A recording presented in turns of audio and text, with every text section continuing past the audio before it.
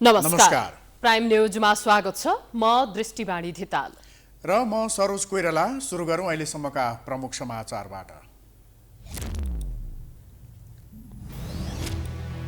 संसदीय व्यवस्थाकै हिमायती प्रधानमन्त्री देउवा सांसदको जवाफ दिन छोडेर तारे होटलको सेमिनारमा उपस्थित नहुनुको कारण माग्दै सांसदहरूले गरे चर्को आलोचना।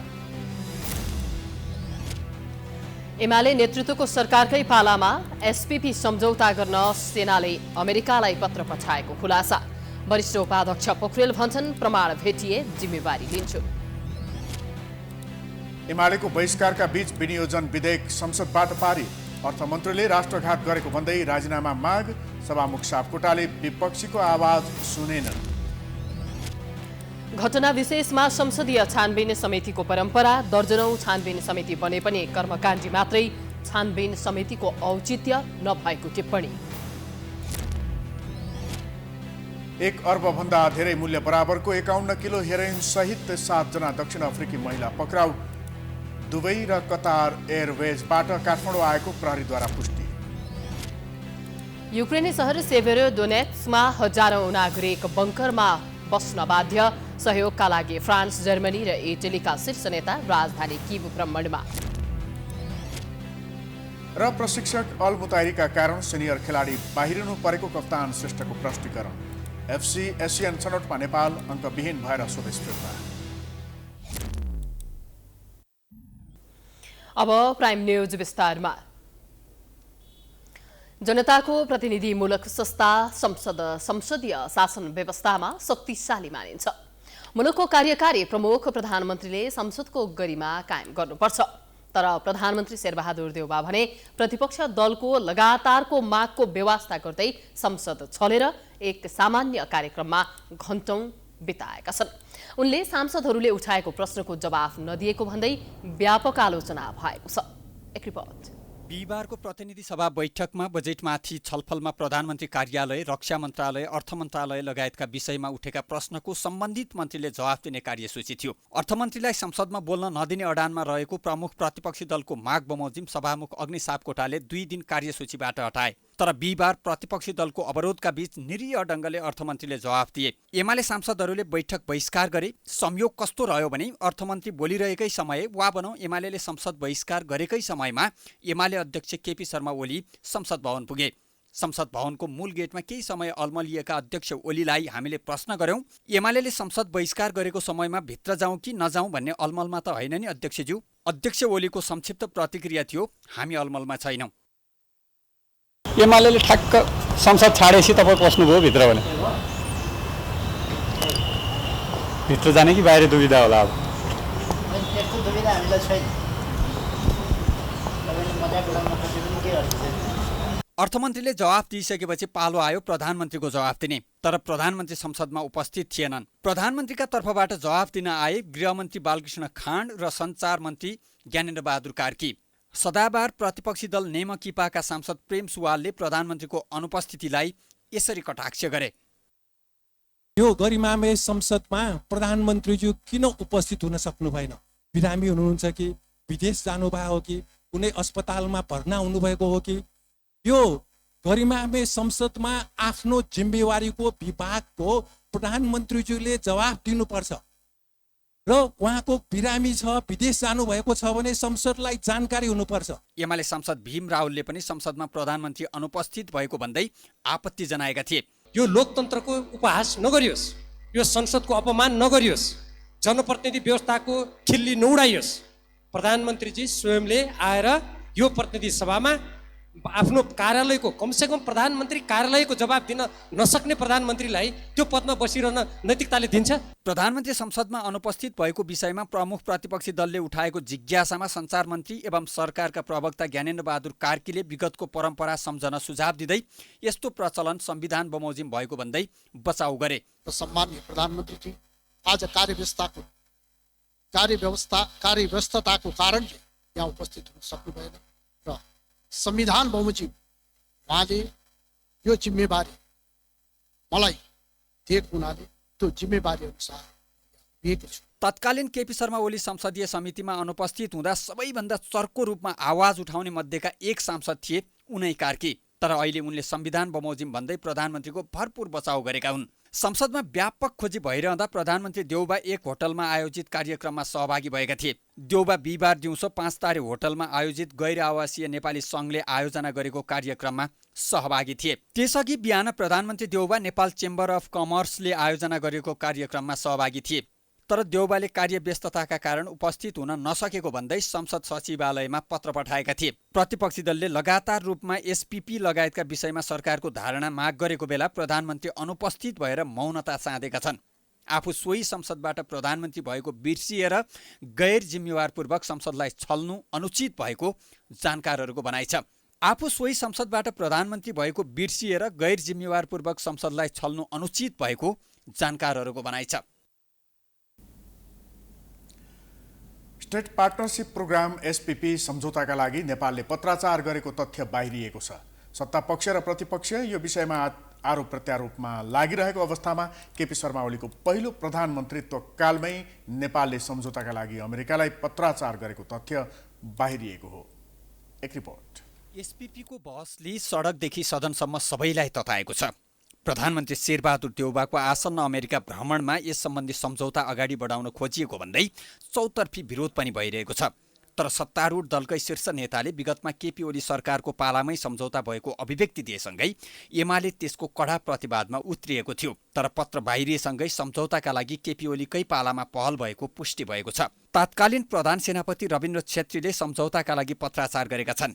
छेत्रीले नेपालस्थित तत्कालीन अमेरिकी राजदूतलाई उक्त पत्र पठाएका हुन्। सन् 2015 अक्टोबर 27 अर्थात् विक्रम सम्वत 2072 कार्तिक 10 मा उक्त पत्र पठाइएको छ, जुन समयमा नेपालका प्रधानमन्त्री केपी शर्मा ओली थिए भने रक्षा मन्त्री भीम रावल।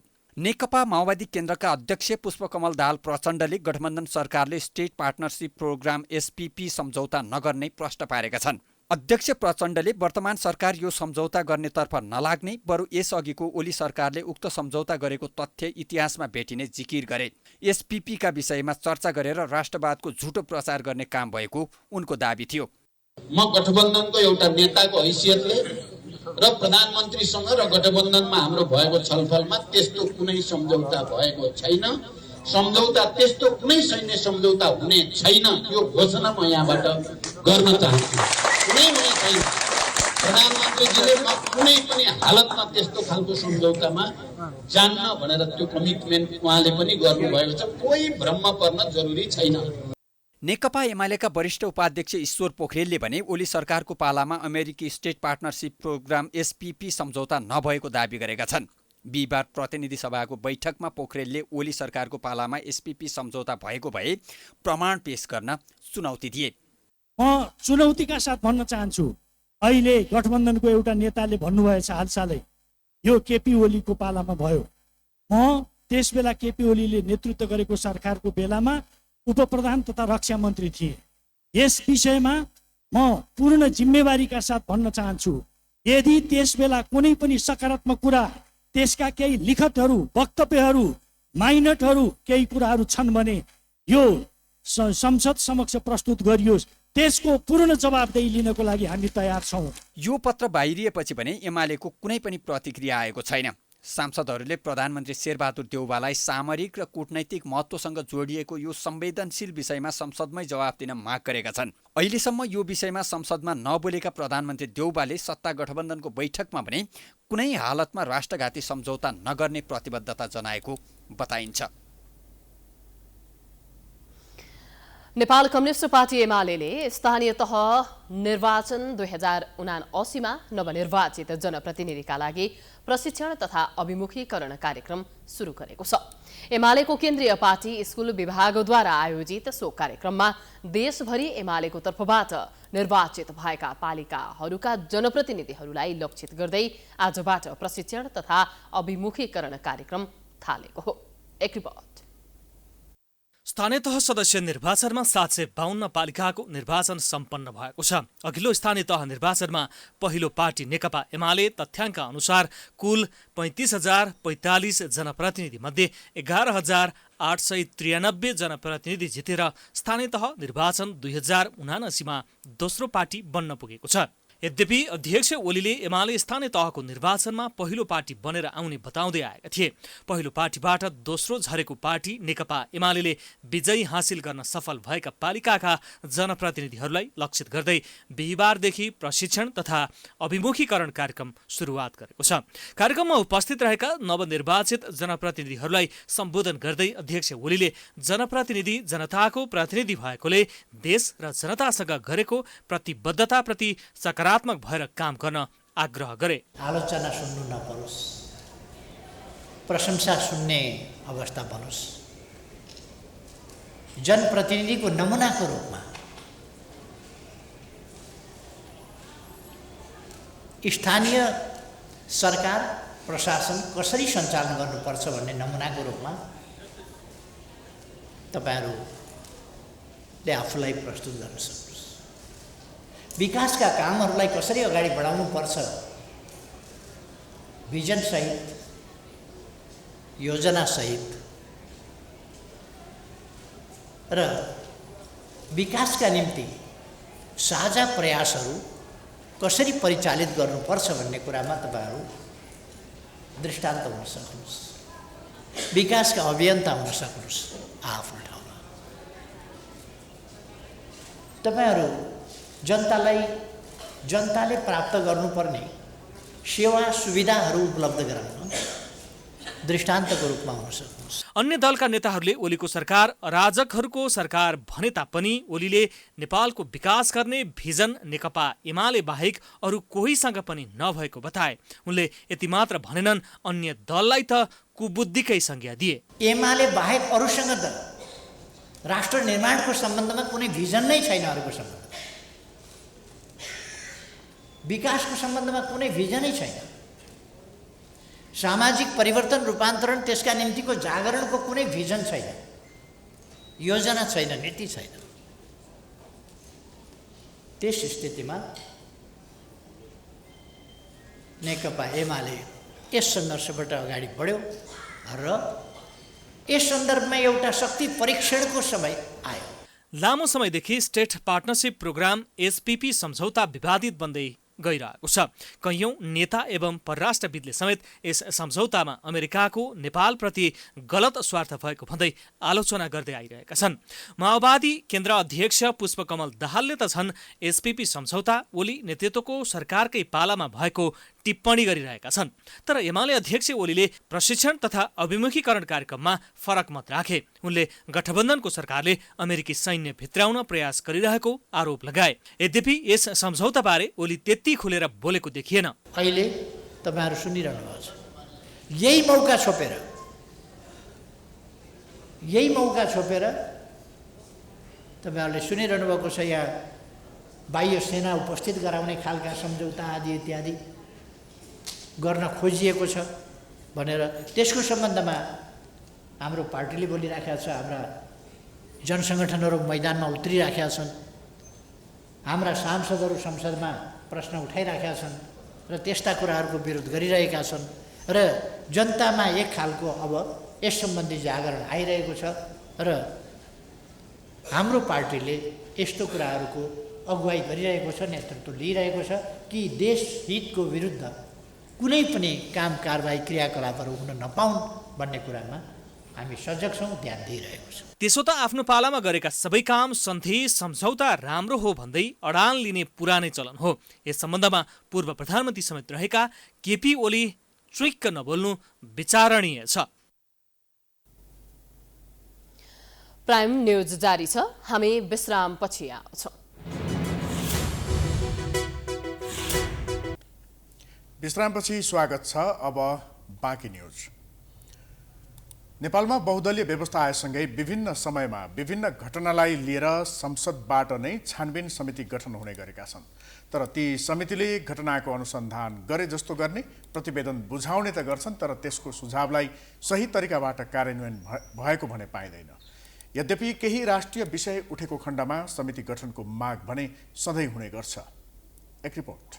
पछिल्लो समय बजेट निर्माणको अन्तिम चरणमा अर्थमन्त्री जनार्दन शर्माले अनाधिकृत व्यक्तिहरू अर्थ मन्त्रालयमा प्रवेश गराएको र उनीहरूले करको दरमा परिवर्तन गरेको घटनालाई लिएर संसदीय छानबिन समिति गठन गर्न एमाले माग गरेको छ। प्रतिनिधि सभाको बिहिबारको बैठकमा एमाले सांसद भानुभक्त ढकालले बजेट निर्माणमा अनाधिकृत व्यक्ति मार्फत स्वार्थ समूहको प्रभावमा परेर करका दर परिवर्तन गरेकाले संसदीय छानबिन हुनुपर्ने माग गरे। जेठ 14 गते बेलुका 7 बजेदेखि जेठ 15 गते बिहान 8 बजेसम्मको सीसीटीभी क्यामेराको फुटेजमा हेरेर अभियुक्त अपराधीहरूलाई पनि कानुनको कठघरामा ल्याउनको निम्ति संसदीय छानबिन समिति माग गरेको कुरा पनि म यहाँ स्मरण गराउन चाहन्छु। एमालेको व्यापक विरोधका बीच सभामुखले अर्थमन्त्रीलाई बोल्ने समय दिएपछि सांसदहरूले उभिएर विरोध गरेका थिए, तर सभामुखले उनीहरूको आवाज नसुनेपछि एमाले सांसदहरू बैठक कक्षबाट बाहिरिए। अनि मलिन अनुहारमा जवाफ दिँदै मन्त्री शर्माले आफूले राष्ट्रघात हुने कुनै पनि काम नगरेको दाबी गरे।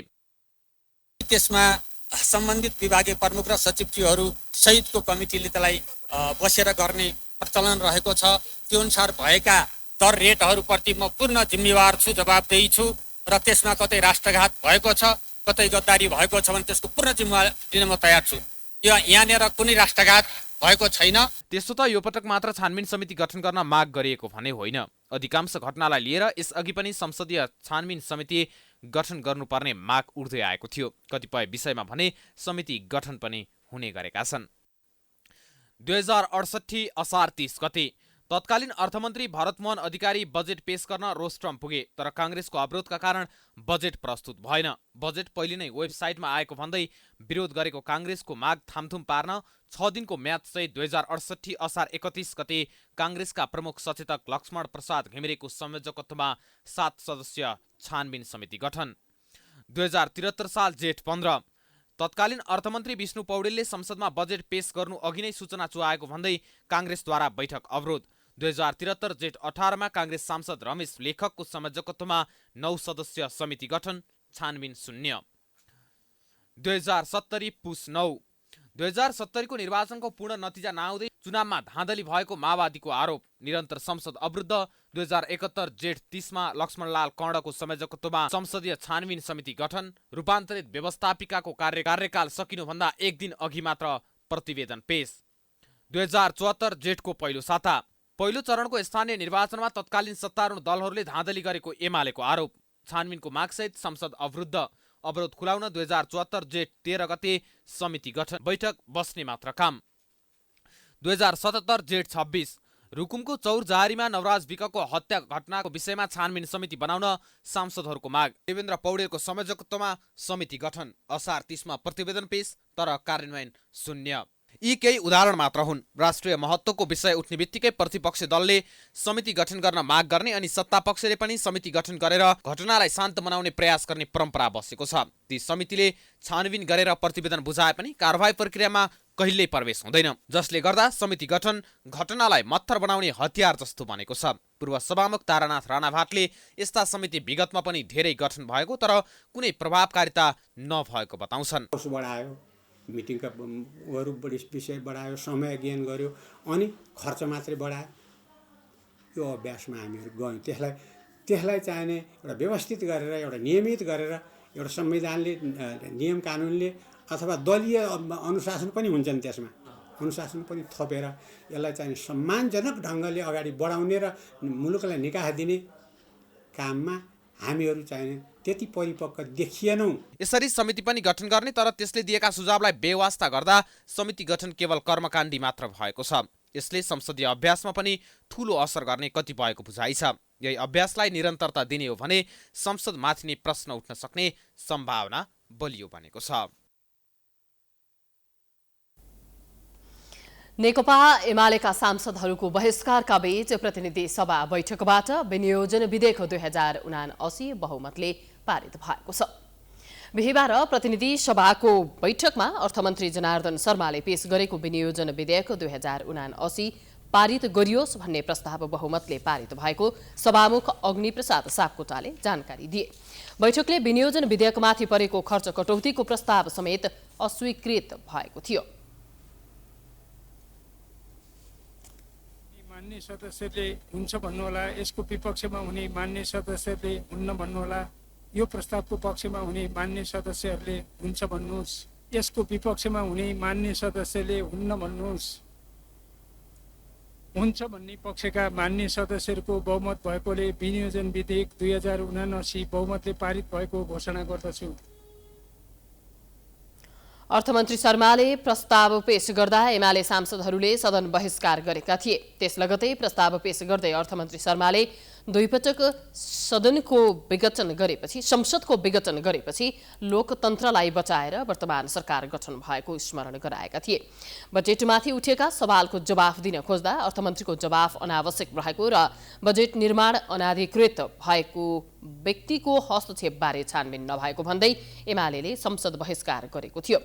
गत 15 जेठमा संघीय संसदको संयुक्त बैठकमा अर्थमन्त्री शर्माले आर्थिक वर्ष 2079-80 को राजस्व र व्ययको वार्षिक अनुमान प्रस्तुत गरेका थिए।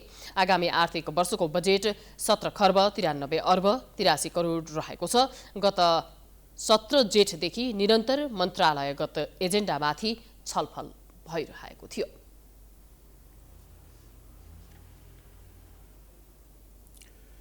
नेपाल प्रहरीको लागू औषध नियन्त्रण ब्युरोले 51 किलो लागू औषध हेरोइन सहित 7 जना विदेशी नागरिकलाई पक्राउ गरेको छ। ब्युरोले बिहिबार काठमाडौँका पत्रकार सम्मेलन गर्दै त्रिभुवन विमानस्थल र ठमेल वरपरका क्षेत्रमा निगरानी र अनुसन्धान गर्दा 7 जना दक्षिण अफ्रिकाका महिलाहरूलाई पक्राउ गरिएको जनाएको हो। उनीहरू विभिन्न मितिमा फ्लाइ दुबई र कतार एयरवेजबाट काठमाडौँ आएको खुलेको छ। उनीहरूबाट बरामद लागू औषधमा सेतो हेरोइन 49 किलो र खैरो हेरोइन 2 किलो रहेको प्रहरीले जनाएको छ, जसको अवैध बजार मूल्य 1 अर्ब 2 करोड रहेको ब्युरोका कार्यालय प्रमुख प्रहरी उपरीक्षक जीवन कुमार श्रेष्ठले जानकारी दिए। गएको जेठ 29 गते दक्षिण अफ्रिकाको जोहान्सबर्ग हुँदै दुबई हुँदै नेपाल आइपुगेका 2 जना नागरिक अफ्रिकन नागरिकहरू मोरेल र सीबीसीलाई शङ्कास्पद गतिविधि गरिरहेको अवस्थामा भेटिसकेपछि हामीले फलोअप गऱ्यौँ र निजहरूलाई चाहिँ ठमेल स्थित एक होटलबाट 30 गते पक्राउ गर्न सफल भयौँ। टोटल यसको अवैध मूल्य जुन स्ट्रिट मूल्य छ यो 51 केजीको 1 अरब 2 करोड रुपियाँ बराबरको नेपाली रुपियाँ बराबरको हुन आउने रहेछ। विगतमा पनि दक्षिण अफ्रिकाबाट नेपाल आएका महिलाहरूले लागू औषध ओसार पसार गर्ने गरेको अनुभवका आधारमा निगरानी गर्ने गरेको जनाएको छ। पक्राउ परेका विरुद्ध लागू औषध नियन्त्रण ऐन 2033 बमोजिम काठमाडौँ जिल्ला अदालतबाट 7 दिनको म्याद थप भई अनुसन्धान भइरहेको प्रहरीले जानकारी दिएको छ।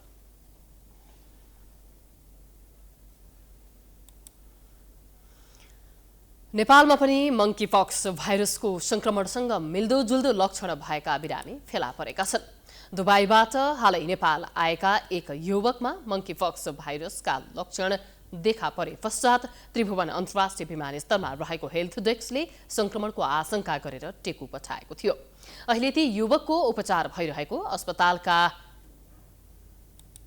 अस्पताल प्रशासनले जनाएको छ। तर ती युवक मंकीपक्सका बिरामी हुन् वा होइनन् भन्ने पुष्टि भइसकेको छैन।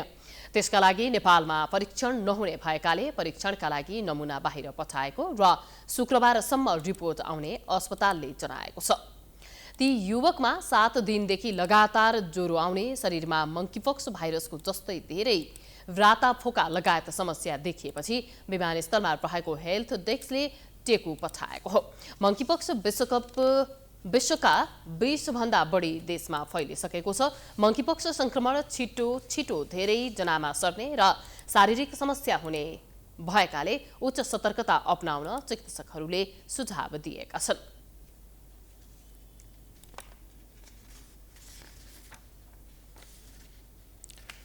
गुल्मीको अर्खलेमा सञ्चालित लिफ्टिङ खानेपानी आयोजना स्थानीयका लागि महँगो बन्दै गएको छ।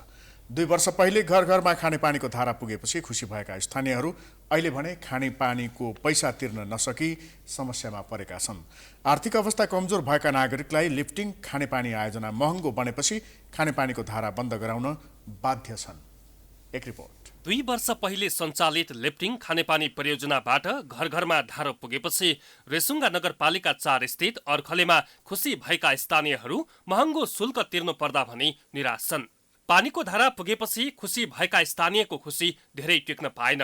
आर्थिक अवस्था कमजोर भएका स्थानीयहरूले शुल्क महँगो भएको गुनासो गरेका छन्। अघिल्लो स्थानीय सरकारले खानेपानीको धारा उपलब्ध गराएर सहज बनाएको भए पनि अहिलेको सरकारले खानेपानीको शुल्क घटाएर राहत दिनुपर्ने उनीहरूको माग छ। हुनेले फ्याट्टा दिइहाल्छ, नहुनेले हामीलाई गाह्रो, साह्रै गाह्रो परेको छ। म पानी खोल्ने मान्छे, मैले पानी खोल्ने भनेर पनि भएन नि। तर त्यो नतिर्ने मान्छे, साना गरिब दुखी गरिबलाई अब चाहिँ साह्रै गाह्रो भएको छ र हामीलाई अलि धेरै भयो। अघिल्लो सरकारले त अब चाहिँ यही टङ्की बनाइदियो, उद्घाटन गरिदियो, पानी ल्याइदियो, हामीले खायौँ, उसलाई पनि हामीले रेख दिन सक्दैन। तर अहिलेकाले अब हामीलाई यो विद्युत कम गर्न पर्यो। महसुल कसरी हुन्छ, के हुन्छ, अब चाहिँ उहाँहरूले जान्नु होला। समस्या त समस्या नै छ। अब ठुलो कुरा बिलै धेरै आयो हाम्रो। अब जनसङ्ख्या हाम्रो थोरै भइयो। अब 17-18 हजार रुपियाँ बिल आउँछ, अनि जम्मा उठ्छ त्यही 8, 8.5, बढी 9 हजार उठ्ने हो। त्यसै गर्दाखेरि सबै अब त्यस्तो बुझागारी हुनुहुन्न। त्यसै गर्दाखेरि कोहीले अब बुन्नेले त ठिकै छ भने भन्नुहुन्छ, नबुन्नेले अब यत्रो यत्रो आहा हामीले कसरी तिर्ने क्यार्ने, सबै अब त्यस्तै गरिब जस्तो हुनुहुन्छ। त्यो कारणले हामीलाई गाह्रै भयो। प्रदेश र केन्द्र सरकारको लगानीमा 53 लाख आर्थिक सहयोगमा सम्पन्न भएको रैदी पाण्डे भण्डारी लिफ्ट खानेपानी आयोजनाले त्यस क्षेत्रका 35 घरधुरीलाई राहत दिएको छ। तर आर्थिक अवस्था कमजोर हुने र विपन्न समुदायका परिवारका लागि भने खानेपानीको शुल्क महँगो साबित भएको छ। प्राविधिक खर्च तथा अन्य व्यवस्थापन खर्च बाहेक 5 युनिट खानेपानीका लागि यहाँका जनताले मासिक 250 रुपियाँ तिर्दै आएका छन्। स्थानीयले महसुल शुल्कमा छुट दिनुपर्ने माग राखेका छन्। यता खानेपानीको धारा पुगेर पनि शुल्कका कारण समस्यामा परेका उपभोक्तालाई राहत दिने तयारी गरेको स्थानीय सरकारले जनाएको छ। वार्ड नम्बर 4 को तल रोइदीबाट माथि लाँदाखेरि तपाईँको चाहिँ धेरै खर्च उठ्ने भएको छ। त्यो स्वाभाविकै कुरा हो। तर त्यसलाई, त्यो खर्चलाई कसरी चाहिँ जनतालाई राहत दिने कुराहरूमा हाम्रो एउटा प्रतिबद्धता पनि छ। जस्तै विद्युत प्राधिकरणमा गएर अनि चाहिँ सल्लाह गरेर हुन्छ कि अथवा कुनै एउटा नेपाल सरकारको नर्म्समा टेकेर हुन्छ। त्यो खानेपानी लिफ्टको लागि हामीले चाहिँ जुन प्रतिबद्धता जाहेर गरेका छौँ, त्यो जाहेरलाई हामीले कुनै न कुनै कोणबाट हामीले त्यो चाहिँ सल्भ गर्नेछौँ। खानेपानीको धारा घरमा पुगेर मात्रै जनता खुसी हुँदैनन्, सोही अनुरूपको आर्थिक आर्जनको माध्यम पनि चाहिन्छ भन्ने उदाहरण गुल्मी अर्खलेका जनता बनेका छन्। तसर्थ पानीको सुविधा पाएका जनताको आर्थिक अवस्था सबल बनाउन स्थानीय सरकारले कृषि परियोजनाहरू सञ्चालन गर्न जरुरी छ। प्राइम एसडीका लागि गुल्मीबाट डीबी खड्काको रिपोर्ट। न्युजको सिलसिला जारी छ। हामी विश्रामपछि आउँछौँ।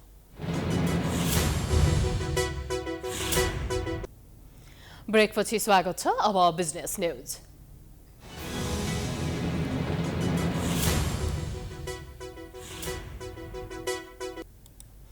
पछिल्लो समय खाद्यान्न लगायतमा अत्यधिक मूल्य वृद्धि हुँदा आम नागरिकलाई दैनिकी चलाउने धौधौ भएको छ।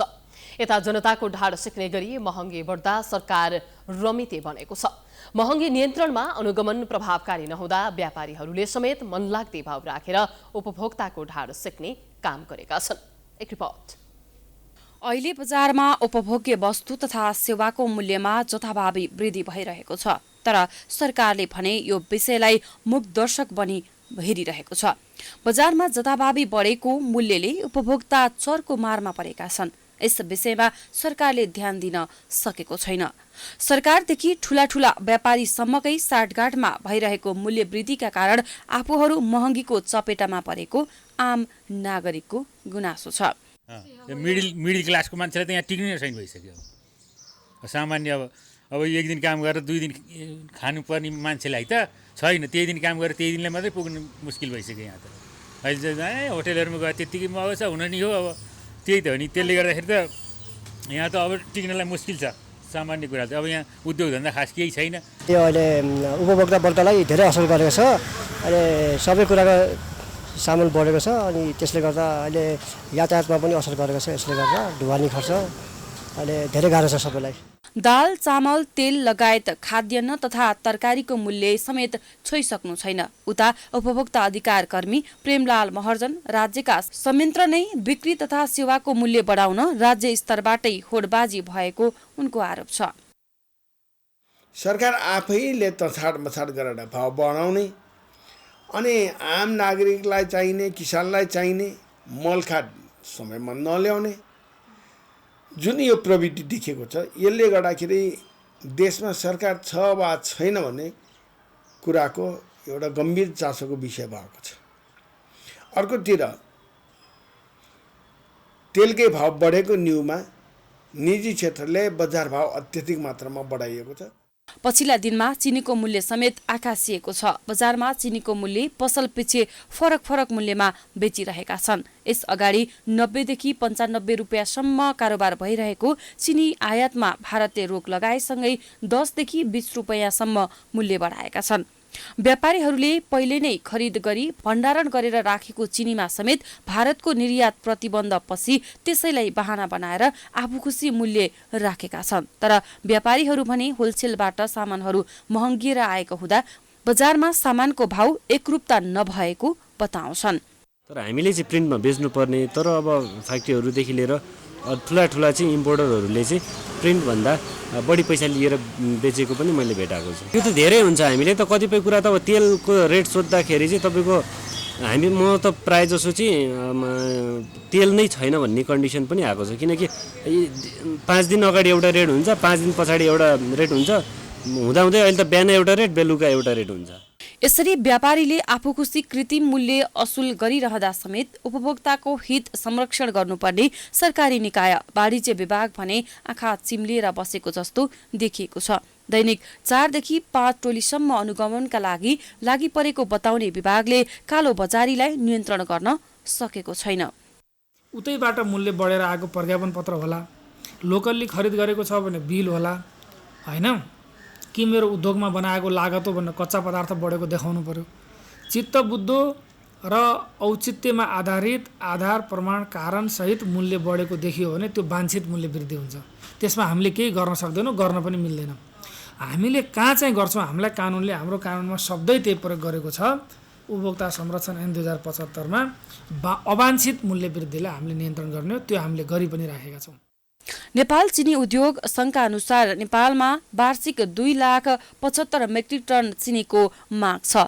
यसमध्ये आधा हाराहारी आयात हुने गरेको छ। आयात हुने चिनीको ठूलो मात्रा भारतबाट आयात हुने गरेको छ। यसरी हरेक खाद्यान्न लगायतमा परनिर्भर हुनुपर्ने भएकै कारण महँगीको चपेटामा बस्नु परेको छ भने आयात भएका वस्तु तथा स्वदेशमै उत्पादन हुने वस्तुमा समेत कालो बजारी हुँदा सरकार मूकदर्शक बनेको छ। लामो समयपछि आज शेयर बजार सकारात्मक भएर बन्द भएको छ। लगातार 2 हप्तासम्म घटेको बजार आज भने 12.57 अङ्कले बढेर नेप्से परिसूचक 1978.94 बिन्दुमा पुगेको छ। आज 221 कम्पनीको 35,94,594 किता शेयर कारोबार हुँदा 1,18,71,45,000 बराबरको शेयर खरिद बिक्री भएको छ। आज कारोबारमा आएका 13 उपसमूह मध्ये इन्भेस्टमेन्ट उपसमूह बाहेक 12 उपसमूहको परिसूचक बढेको छ।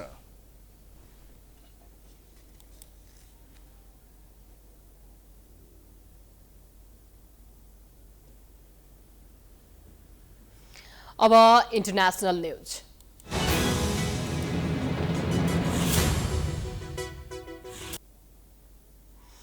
फ्रान्सेली राष्ट्रपति Emmanuel Macron, German chancellor Olaf Scholz र इटलीका प्रधानमन्त्री मारियो ड्रागी द्वन्द्वग्रस्त मुलुक युक्रेन गएका छन्।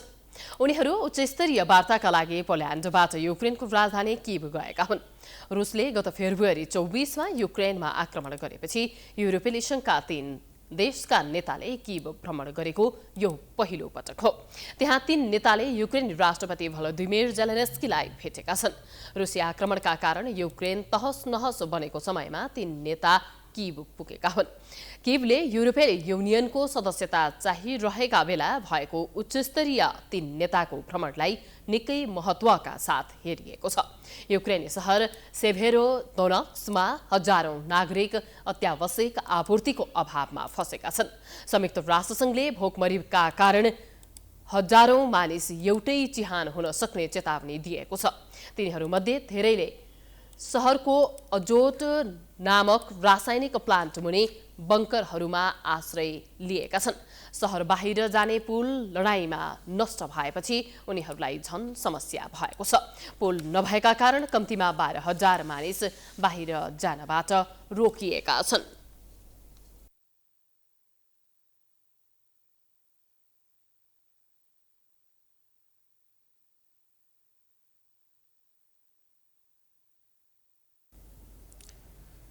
अब बाँकी खबर। सरकारले नेपाल सरकार र बेलायत सरकारको बीचको द्विपक्षीय श्रम सम्झौता स्वीकृत गर्ने निर्णय गरेको छ। मंगलबार बसेको मन्त्री परिषदको निर्णय सुनाउँदै बिहिबार सरकारका प्रवक्ता एवं सञ्चार तथा सूचना प्रविधि मन्त्री ज्ञानेन्द्र बहादुर कार्कीले सरकारले नेपाल सरकार र बेलायत सरकारको बीचको द्विपक्षीय श्रम सम्झौता स्वीकृत गर्ने निर्णय गरेको बताए। त्यस्तै सरकारले जापान सरकारबाट नेपालको मानव संसाधन विकासका लागि प्राप्त हुने जापानी येन 376 मिलियनको अनुदान सहायता स्वीकार गर्ने निर्णय गरेको छ। यस्तै स्विट्जरल्यान्डमा आयोजना हुने 92nd annual general meeting of the bank of international settlement विषय कार्यक्रममा भाग लिन नेपाल राष्ट्र ब्याङ्कका गभर्नर महाप्रसाद अधिकारीलाई स्वीकृति दिने निर्णय गरेको छ। नेपालका लागि अस्ट्रियाका अवैधानिक वाणिज्य दूत राजेश बाबु श्रेष्ठलाई अस्ट्रिया सरकारबाट प्रदान गरिने डेकोरेसन अफ अनर इन स्लिभर र द ब्रिगेड अफ गोर्खाजका भूतपूर्व सैनिकलाई धर्मराज तामाङ, वीरबहादुर थापालाई बेलायती महारानीबाट प्रदान गरिने ब्रिटिस इम्पायर मेडल पदक ग्रहण गर्न स्वीकृति दिने निर्णय भएको छ।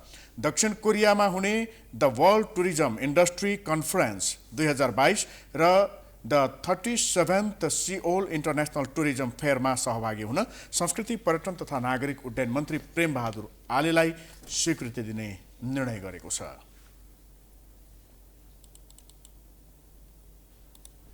अब स्पोर्ट्स न्यूज।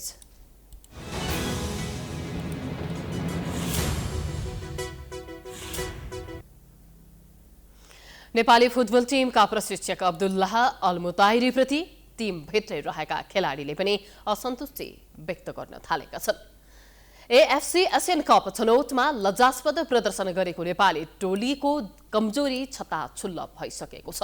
यस्तो अवस्थामा प्रशिक्षकको भूमिकामाथि प्रश्न उठिरहेको छ। एक रिपोर्ट। एकैपटक राष्ट्रिय टिमबाट कप्तान किरण लिम्बू सहित 11 जना खेलाडीको बहिर्गमन हुनुमा प्रशिक्षक अब्दुल्ला अल मुताहिरीको भूमिका छ भन्ने कुरा छर्लङ्ग छ। सामान्य विवादलाई ठूलो विषय बनाएर प्रशिक्षकले अपमानपूर्ण व्यवहार गरेपछि नेपाली टिममा संकट आइपरेको थियो। उक्त संकट निम्त्याउने मुख्य पात्र थिए प्रशिक्षक अल मुताहिरी अनि मुखदर्शक बनेको थियो नेपाल फुटबल संघ एन्फा। यसकै नतिजा हो एएफसी एसियन कप छनौटमा लज्जास्पद प्रदर्शन। त्यसैले अहिले टिममा रहेका खेलाडीहरूले पनि असन्तुष्टि पोख्न बाध्य भएका छन्। किरणलाई हटाएर प्रशिक्षक बनाइएका नवयुग श्रेष्ठले प्रशिक्षककै गल्तीका कारण सिनियर खेलाडी टिमबाट बाहिरिएको र त्यसले नराम्रो नतिजा आएको बताए।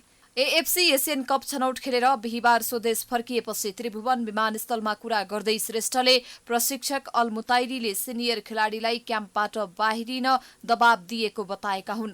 उनले प्रशिक्षकको व्यवहार चित्त बुझ्दो नभएको बताए। नवयुगले पुराना खेलाडी भएको भए नतिजा पनि फरक आउने प्रतिक्रिया दिए। भइरहेको प्लेयरहरू एक्कासी टिममा नहुँदा त अलिकति फरक त परि नै हाल्छ। पुरानो टिम प्लेयरहरू भएको थियो भने चाहिँ सायद अलिकति केही फरक हुन सक्थ्यो होला जस्तो लाग्छ मलाई चाहिँ। र जुन प्लेयरहरू होटेल छोडेर जानुपर्ने कुराहरूमा चाहिँ त्यसमा चाहिँ प्लेयरहरू आफै गएको होइन। कोचले जुन त्यो खेलाडीलाई जुन के भन्नु अब होटेल छोडेर जान सक्छौ भन्ने कुराहरूमा चाहिँ अलिकति चित्त बुझ्दो छैन। नवयुगको प्रतिक्रियाले स्पष्ट पार्छ कि नेपाली फुटबललाई विकास गर्नका लागि तत्कालका लागि टिमबाट हटाइएका 11 जना खेलाडीलाई फेरि अवसर दिनुपर्छ। तर प्रशिक्षक अल मुताइरी एएफसी एसियन कप छनौटमा खेलेको 3वटै खेल हारेपछि विदामा बस्ने भन्दै नेपाल आएका छैनन्। यता विवाद समाधान गर्ने निकाय एन्फाका अध्यक्ष कर्म छिरिङ शेर्पालाई चुनाव लागेको छ।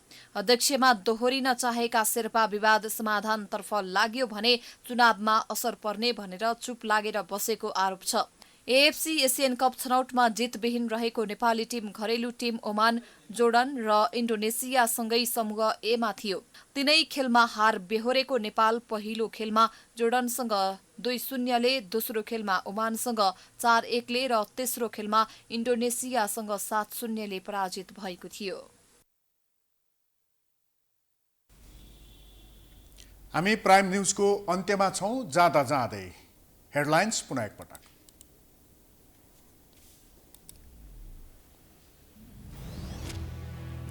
संसदीय व्यवस्थाकै हिमायती प्रधानमन्त्री देउवा सांसदको जवाफ दिन छोडेर तारे होटलको सेमिनारमा उपस्थित नहुनुको कारण माग्दै सांसदहरूले गरे चर्को आलोचना। एमाले नेतृत्वको सरकारकै पालामा एसपीपी सम्झौता गर्न सेनाले अमेरिकालाई पत्र पठाएको खुलासा। वरिष्ठ उपाध्यक्ष पोखरेल भन्छन् प्रमाण भेटिए जिम्मेवारी लिन्छु। एमालेको बहिष्कारका बीच विनियोजन विधेयक संसदबाट पारित। अर्थमन्त्रीले राष्ट्रघात गरेको भन्दै राजीनामा माग। सभामुख सापकोटाले विपक्षीको आवाज सुनेन। घटना विशेषमा संसदीय छानबिन समितिको परम्परा। दर्जनौं छानबिन समिति बने पनि कर्मकाण्डी मात्रै छानबिन समितिको औचित्य नभएको टिप्पणी। 1 अर्बभन्दा धेरै मूल्य बराबरको 51 किलो हिरोइन सहित 7 जना दक्षिण अफ्रिकी महिला पक्राउ। दुबई र कतार एयरवेजबाट काठमाडौँ आएको प्रहरीद्वारा पुष्टि। युक्रेनी शहर सेभेरोडोनेट्स्कमा हजारौं नागरिक बङ्करमा बस्न बाध्य। सहयोगका लागि फ्रान्स, जर्मनी र इटलीका शीर्ष नेता राजधानी कीव भ्रमणमा। र प्रशिक्षक अल मुताइरीका कारण सिनियर खेलाडी बाहिरिनु परेको कप्तान श्रेष्ठको प्रष्टीकरण। एएफसी एसियन छनौटमा नेपाल अङ्कविहीन भएर स्वदेश फिर्ता। प्राइम न्यूज अहिलेलाई सकियो। यसपछिको प्रस्तुति जनता जान्न चाहन्छन्। हेर्दै गर्नुहोला प्राइम टाइम्स एसडी। नमस्कार।